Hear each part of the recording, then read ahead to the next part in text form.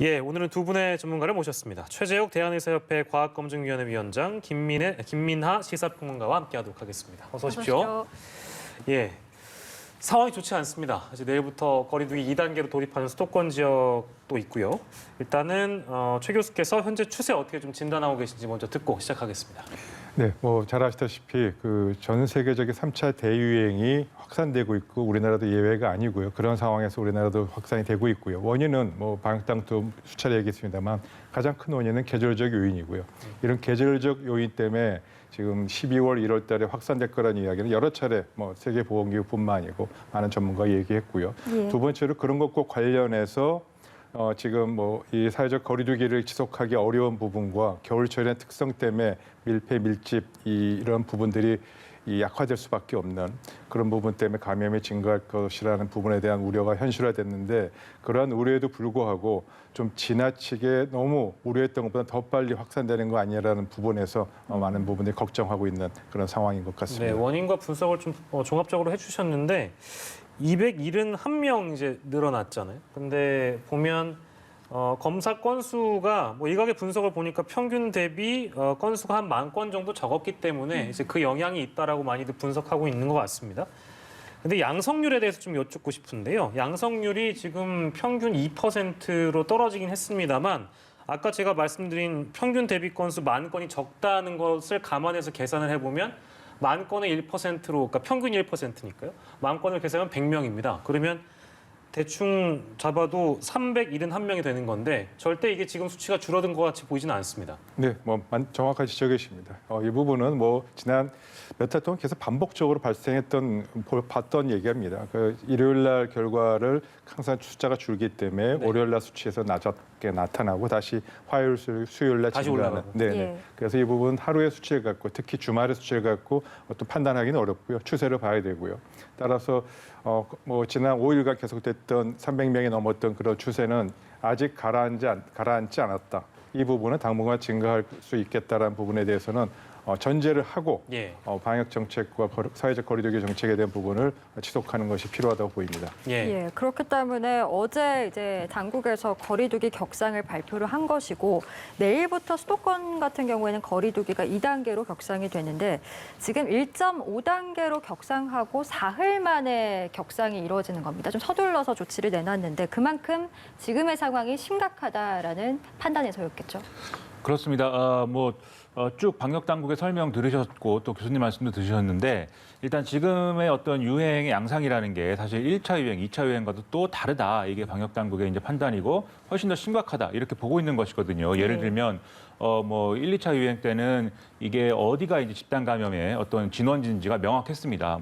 이 특정 지역이라든지 또는 이제 특정한 집회 현장이라든지 이런 것이었는데 지금의 유행 양상은 굉장히 소규모 집단 감염이 여러 가지 연쇄적인 어떤 감염 고리에 의해서 이제 좀 퍼져나가고 있는 상황이고 그렇다는 것은 지역 사회에 지금 이제 파악되지 않은 그러한 감염원들이 다수 존재하고 있다 이렇게 볼 수밖에 없는 그런 상황이라는 것이고요. 그러다 보니까 방역 당국이 이제 좀 역학조사라든지 이런 걸 통해서 방역망을 좀 좁혀가고 이런 것들이 아무래도 한계에 부딪힐 수밖에 없기 때문에 그런 점에서 지금의 어떤 좀 감염을 막을 수가 없는 상황 아니냐, 좀 어렵지 않느냐 이런 판단을 하고 있는 것 같고요. 특히 이제 젊은 층의 경우에 무증상 감염 또는 이제 경증으로 그냥 넘어가는 그런 상황들이 또 일상화돼 있고 실제로 감염된 사례의 이제 연령별 비율을 보면 40대 이하에서 많이 좀 올라갔다 이런 평가 예. 나오지 않습니까?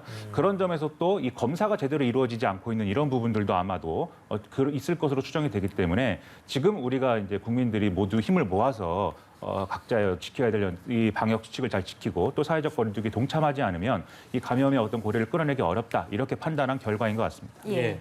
사례 중에 하나를 저희가 좀 살펴볼까 하는데요. 부산항에서 일하는 검수 업체 직원이 확진 판정을 받았다고 합니다. 이게 이제 추정이긴 한데 지난 12일에 그 축구 경기하다가 상대팀 중에 확진자가 있었는데 여기서 감염된 것으로 추정이 되고 있는 상황이고 문제는 이제 부산 신항에 배가 정박해 있는데 이제 그 접안했던 그 선박에서 화물 검수 일을 했기 때문에 이제 이렇게 걱정이 되고 있는 건데 이렇게 되면은 추가로 확진자가 나올 가능성도 매우 높아 보이네요. 교수님 어떻습니까? 네, 맞습니다. 지금 부산항에서의 이런 감염 사례, 이 사례만 놓고 보면은 뭐 추가 확진자 여부는 당연히 나올 가능성이 높고요. 그에 예. 따른 방역 지금 역학 조사를 실시해서 추가적인 확산을 막기 위한 노력을 하고 있을 겁니다. 그러나 특히 근데 부산항은 또 다른 측면에서 중요한 점이 해외에서 유입되는 감염이 확산되는 곳 중에 하나의 중요한 포인트가 여러 사례가 있었습니다. 여러 사례가 부산 신항이었습니다. 그래서 이 해외에서 유입되는 감염 경로도 중요하고 동시에 지금 지역사회 조용한 전파가 여기까지 어디에 어느 곳을 어디에 장소를 불문하고 예. 이제 확산될 수 있다라는 그런 것도 사례로 보여주는 두 가지의 다 중요한 사례가 되지 않을까 생각합니다. 네. 사실 부산항은 사례가 이전에도 계속 나왔기 때문에 또 이렇게 확진자가 나왔다라는 것만으로도 좀 더 이 부분에 있어서 우리가 검역을 확실히 해야 되지 않은가라는 생각이 드는데 어떤 부분들이 좀 추가적으로 대책이 필요하다라고 보시는지요? 네, 지금 이분은 아직 역학 조사가 끝나지 않아서 예. 이 검역으로 인한 즉 그 해외 유입된 사례인지 아닌지 불분명합니다. 그러나 지금 지난 한 3주 정도의 이 감염병 발생 중에 해외 유입 감염병이 거의 20%에 달했습니다. 많을 때 20%가 넘었고요. 지금도 한 15% 정도 됩니다. 그래서 이 해외 유입 감염성 아까 말씀드렸듯이 전 세계적인 3차 대유행이 확산되고 있는 가운데서 감염 유입 사례는 계속적으로 증가할 수밖에 없고 예. 이 부분이 또 지역 사회로 전파되는 부분을 막기가 현실적으로 이제 자꾸 많아지면 불가능해지잖아요. 예, 예. 그래서 이제 애초에 검역을 좀 더 강화해서 입국을 좀 더 철저하게 제한한다든지 입국 자체를 금지시킨다든지 어떤 다양한 그런 방식을 고민하는 부분이 적극적으로 좀 이 대응책을 마련하는 것이 필요하다고 생각합니다. 예, 해외 유입도 물론 어떤 변수가 될지 좀 주시를 해야 되는 사안이면 분명하고요. 저희 거리두기 2단계 수도권 내일부터 적용된다는 말씀 앞서서 계속 드렸는데 정리하는 차원에서 구체적으로 어떤 점들이 좀 달라지는지 김민하 평론가께서 짚어주시겠습니까? 2단계로 이제 강화가 되면 아무래도 이제 우리가 좀 밀접한 관련이 있는 부분부터 상당히 많이 달라지게 됩니다. 그래서 예를 들면 카페의 경우에는 이제 우리가 가서 뭐 앉아서 음료를 마신다거나 담소를 나눈다거나 이런 것들이 이제 불가능해지는 것이고요. 네. 그래서 포장이나 배달만 이제 가능해지는 것이고 그리고 음식점의 경우에도 이제 오후 9시, 밤 9시가 넘으면 이렇게 영업을 사실상 중단하고 이것도 마찬가지로 포장이나 배달만 이제 가능하게 됩니다. 그리고 이제 유흥시설 5개 종류의 경우에는 뭐 보시듯이 사실상 영업 중단 조치에 해당하는 그러한 조치가 또 이루어지게 되고요. 그다음에 결혼식장이나 장례식장 같은 경우에 4제곱미터당 한 명으로 좀 밀집도를 줄이게 되고 그다음에 100명 미만의 인원만 이제 좀 참석하도록 제한하는 조치들이 또 이루어지게 됩니다. 예. 그 외에도 여러 사람이 이용할 수밖에 없는 이런 시설들, 영화관이라든지 공연장 이런 곳 같은 경우에는 좌석을 한 칸 띄어서 앉도록 하는 뭐 이런 조치들이 이제 필수적으로 취해지게 되고요. 그다음에 특히 영화관의 경우에는 음식물을 섭취하면서 영화를 보는 경우들이 이제 많은데 예. 이런 것들이 이제 금지가 됩니다. 그리고 종교 활동에 있어서도 일정 정도 제한이 불가피한 상황인데 그래서 예배를 본다든지 이런 경우에는 좌석수의 20% 이내만 이제 좀 배정하도록 이렇게 조치를 취해야 되고요. 그리고 스포츠 경기의 경우에도 기존에 이제 제한되고 있던 관중 수도 더 이제 강화해서 10%까지만 허용하는 조치가 또 이루어지게 됩니다. 예, 우리의 일상도 그렇고 경제적으로도 좀 많은 변화가 불가피하다라는 생각이 드는데 사실 이대로라면 뭐 12월 중에는 하루 확진자가 600명이 넘을 수도 있다라는 전망도 나오더라고요. 지금 2단계 격상이 이런 상황을 좀 막아낼 수 있을 거라고 보시는지요? 어떻게 평가하시는지요? 네, 지금 2단계 상황으로 어느 정도는 막아낼 수 있을 거라고 저희도 생각하고 있고요. 다만 이제 그런 부분들이 과거부터 아십니다만 예. 국민이 얼마나 잘 지키느냐, 또 협조해 주느냐, 그다음에 자영업자와 소상공인, 동네 상권이 어떻게 이 부분을 잘 협조해 주느냐에 달렸겠죠. 그러나 이제 긍정적인 부분은 우리나라 국민이 전 세계에서 마스크 착용이나 개인 위생에 대한 부분은 전 세계에서 거의 실제로 객관적인 데이터로 1등입니다. 예. 그 수칙률을 잘 지키고 있는 거예요. 워싱턴 대학의 연구소가 세계보건기구, 그다음 많은 전문가들과 같이 주기적으로 전 세계 국민들의 이 마스크 착용률을 조사하는데 우리나라 국민 거의 92에서 93%거든요. 항상 거의 1등에서 국민들은 잘 참여해 주실 거라고 믿고요. 혹시라도 이런 부분들에 대해서 경계심이 느슨하지 않도록 다시 한번 이 중요성을 다시 심각성을 좀 생각해 주시면은 또 협조해 주시면 감사하겠습니다. 예. 2주간 이제 시행이 되는데 개인 방역을 우선적으로 또 잘 우리 스스로도 잘 점검을 해볼 그런 시기이기도 합니다. 필수적으로요. 학교 수업 얘기할 텐데 유초 중교는 3분의 1 수준으로 등교를 제한을 하고 고등학교는 3분의 2 수준으로 제한이 됩니다. 밀집도가 그렇다는 얘기인데요. 이거 효과 있을까요? 교수님 어떻게 전망하십니까? 네, 이 부분은 과학적으로 여러 차례 그 실험을 통해서도 또 과거의 사례를 통해서 입증된 바고요. 특히 예.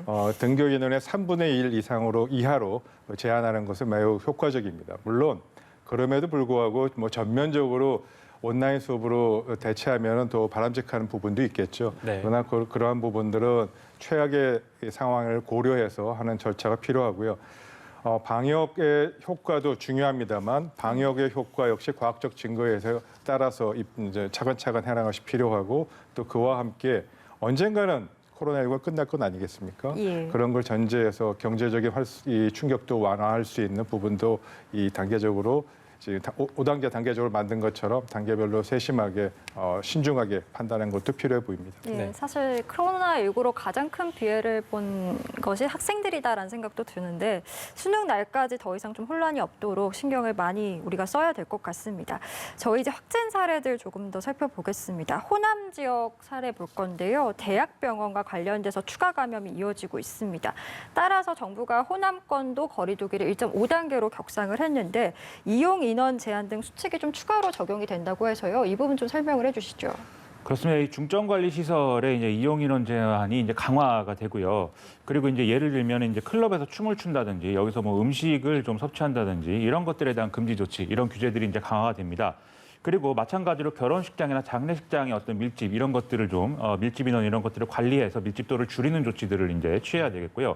역시 영화관이라든지 이렇게 여러 사람이 이제 좀 모일 수 있는 이런 공간에 있어서는 역시 이제 거리두기나 이런 것들을 할 수 있도록 좌석 띄우기나 이런 조치들은 마찬가지로 이제 진행이 되고 있습니다. 특히 호남 지역의 경우에는 이제 말씀하셨듯이 병원을 중심으로 한 이런 감염들이 계속 이어졌기 때문에 사실 이 부분에 있어서는 상당히 의료 체계의 어떤 문제나 이런 것들도 예상할 수 있는 부분이어서 이런 것들에 대해서 지금 방역 당국 입장에서는 굉장히 엄중히 보고 있는 것이고 그렇기 때문에 1.5단계 조치를 격상하는 것이 불가피했다 이렇게 봐야 되겠습니다. 예, 물론 지금의 이제 감염 양상이나 분포를 보면 수도권이 다수이긴 합니다. 그렇지만 비수도권도 안전한 게 아닌데 특히 호남의 경우에는 1.5단계로 미리 격상을 해놓은 상태였어요.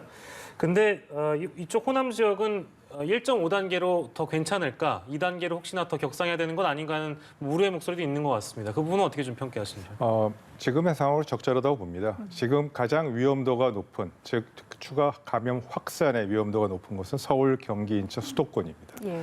이 수도권이 갖는 의미가 굉장히 커서 이 부분은 좀 더 강화해서 기준을 비교해 놓고 보면 1.5단계 적절할 것 같고요. 또 이 광주, 전남, 호남 지역의 경우는 대형 병원과 또 일부 시설에서의 집단 감염 형태로 발생해서 나왔기 때문에 네. 그래도 방역의 추적 관리의 부분은 그래도 서울 경기보다 좀 나은 부분이 있습니다. 그래서 우선 1.5단계로 상향해서 격상을 한 이 부분을 좀 더 잘 지켜보고 예. 그리고 이제 앞으로 일주일간의 그 발생 양상을 들여다보면서 추가적인 격상이 필요한지 조정이 필요한지는 보시는 것이 좀 나을 것 같습니다. 예, 예. 알겠습니다. 저희 호남 사례 살펴봤고 군부대 얘기를 좀 해보겠습니다. 군부대 내에서도 집단 감염 사례가 계속 이어지고 있는데 오늘 철원 부대에서 30여 명의 확진자가 또 추가로 발생을 했습니다. 포천의 한 육군 부대 소속 병사 한 명이 파견을 다녀간 이후에 이 집단 감염이 발생을 한 건데 그런데 이 병사가 속한 원부대에서는 추가 확진자가 나오지 않았다고 해서 그렇다면 철원의 이 군부대 내에서 이미 조용한 전파가 있었던 것이 아니냐라는 추정이 가능하거든요. 이 사례 어떻게 보시는지요? 네, 이 부분은 좀 역학조사 좀 해서 결과를 들여다봐야 됩니다. 예. 지금 37분이 지금 군인이 지금 확진됐는데 첫 번째 확진된 환자 기준으로 본다면 어디가 감염 경로인지 약간 불분명한데 아시다시피 첫 번째 확진 날짜가 중요한 게 아니고 이 37분 중에서 증상이 가장 먼저 나오신 분이 누구냐가 중요합니다. 예. 다시 조사해 봐야 됩니다. 그래서 결국은 내가 증상이 사실 있어서 감염은 지금부터 시작됐지만 진단은 늦게 받아서 나중에 검사가 나올 수 있고 어떤 걸 빨리 받을 수 있기 때문에 확진된 날짜가 중요한 게 아니고 역할 출석에서 그런 부분을 최초 감염 경로가 누군지를 확인하는 그걸 들여다봐야 예. 정확하게 감염 경로를 알 수 있기 때문에 조금은 조금 기다리셨다가 판단하는 것이 방역당국 역할 출석 결과를 보고 판단하는 것이 좋지 않을까 생각이 듭니다. 네, 철원 육군부대 관련 사항은 좀 더 주시해 볼 필요가 있을 것 같고요. 30명 이상의 확진자가 지금 추가로 발생했기 때문에 역학조사 이후에 정확한 상황이 좀 더 파악이 될 것 같습니다. 자, 그리고 이 3차 유행이 본격화하면서 여러 이제 모임들 사실 잡아놓으셨다가 다 이제 취소하고 계신 것 같아요. 그래서 이른바 이제 이런 표현을 하네요. 블랙아웃 연말이다. 이제 이런 신조어도 지금 그런 등장한 상황인데 아무래도 많은 분들이 예년과는 좀 이 연말 분위기가 안 나기 때문에 답답해하시는 분들이 뭐 적지 않은 것 같습니다. 그렇습니다. 연말에는 을에 뭐 사람들이 모여서 뭐 한 해를 돌아보는 이런 자리를 가지기도 하고 뭐 종교 행사에서 또 이렇게 정을 나누기도 하고 뭐 여러 가지 모임들이 있을 수밖에 없는 그런 조건들인데요. 근데 뭐 다 알다시피 모임에서 뭐 모여서 얼굴만 보고 이렇게 대화를 나누는 건 아니죠. 뭘 먹기도 하고 마시기도 하고 뭐 이렇게들 이제 오랜 기간 같이 이제 오랜 시간 동안 같이 이제 좀 공간을 공유하기 때문에 이런 게 집단 감염의 또 다른 이제 연쇄적인 고리가 될 수 있는 건 분명한 사실 아니겠습니까? 그러다 보니까 이제 모임을 다 자제하라는 게 이제 좀 방역 당국의 어떤 이 권고인데 그러다 보면은 여기 지금 말씀하신 대로 좀 우울해질 수가 있습니다. 아무래도 평소에 사람들을 이 코로나19가 장기화되면서 상당히 좀 만나지 못하는 상황들이 이어졌는데 연말에도 또 그러한 모임을 같이 못한다고 하니까 우리가 흔히 얘기하는 뭐 코로나 블루라든지 예. 이런 상황들에 빠질 수가 있는 것이거든요. 그래서 이런 것에 대해서도 사실 뭐 일각에서는 일부 사람들은 이게 온라인으로라도 모여야 되는 것이 아니냐 이런 좀 우려의 이런 목소리를 내고 있는데 뭐 그런 대안적인 수단을 만들어낸다고 하면 그것도 좋은 일이겠죠. 그 외에도 이제 좀 코로나 블루를 이겨낼 수 있는 여러 가지 뭐 예를 들면 사례라든지 이런 뭐 가이드라인이라든지 이런 것들을 그런 것들도 방역 당국이나 뭐 관계 기관들이 좀 얘기를 좀 하면서 좀 국민들에게 도움이 되는 일을 하면 더 좋을 것 같습니다. 예, 심적인 치료에 있어서도 당국에서 조금 더 신경을 쓰는 게 필요하다라는 지적이셨습니다. 그리고 저희 좀 우려되는 부분 짚어볼 건데 지금 2단계 격상을 앞두고 있는 상황에서 민주노총에서 총파업을 예고해서 지금 논란이 일고 있습니다. 예고한 날짜가 25일인데 수능이 불과 8일 앞으로 다가온 날이기 때문에 더 우려가 커지고 있거든요. 이 부분은 어떻게 보십니까, 교수님? 뭐 많은 분들이 우려하시는 것 같습니다. 물론 뭐 집회라 하더라도 지금 2단계 기준으로도 뭐 2m 이상의 거리를 두고 마스크를 착용하고 하는 경우에 집회를 일시적으로 허용할 수 있다. 또 지자체의 또 상황의 판단에 맡기기도 합니다. 그러나 지금 상황을 놓고 볼 때 여름에 8월 8일로 집회하고 또 다르지 않습니까? 좀 겨울이기 때문에 어쩔 수 없이 춥고요. 춥다 보면 접촉이 많아질 수밖에 없고 그리고 사실은 집회 장소에서의 감염이 문제가 아니고 감염 위험이 높은 것은 집회 전후에 이동과 관련된 버스 그리고 끝나고 모여서 식사하고 그런 데서 결국은 감염이 대부분 발생할 우려가 커집니다. 그래서 더더구나 겨울이기 때문에 그러한 것과 관련돼서 최대한 잘 지킨다 하더라도 좀 조심하시는 것이 필요하겠고요. 가능하면 이런 집회나 이런 부분들은 한시적으로는 좀 자제하는 것이 좋지 않을까라고 방역의 의료계 입장에서는 그런 의견을 드릴 수밖에 없을 것 같습니다. 네, 알겠습니다. 백신 얘기 저희가 해봐야 될 것 같은데 그 백신 얘기 전에 집단 면역 가능성을 미 백악관 코로나19 백신 책임자가 시사를 했습니다. 내년 5월쯤에는 미국에서는 집단 면역이 가능할 것이다. 이런 얘기를 했는데 현실성이 있는 얘기로 보십니까? 어떻습니까? 아직은 속단하기는 어렵고요. 예. 계획이라고 얘기하시면 좋겠습니다. 지금 12월 10일경에 미국 FDA에서 승인이 날 것으로 예상하고 있고 그렇게 발표를 했습니다. 예. 그 10일 이후에 승인이 나면 지금은 생산을 다 준비해 놓고 있는 단계니까 이미 10일 승인 나자마자 바로 접종을 시작해서 그때부터 접종을 계속 쭉 하면은 내년 5월쯤이면 미국 전체 인구의 집단 면역 효과를 낼 수 있는 약 전체 인구 60에 70%는 달성할 수 집단 면역을 접종을 할 수 있지 않겠냐라는 계획입니다. 예. 예.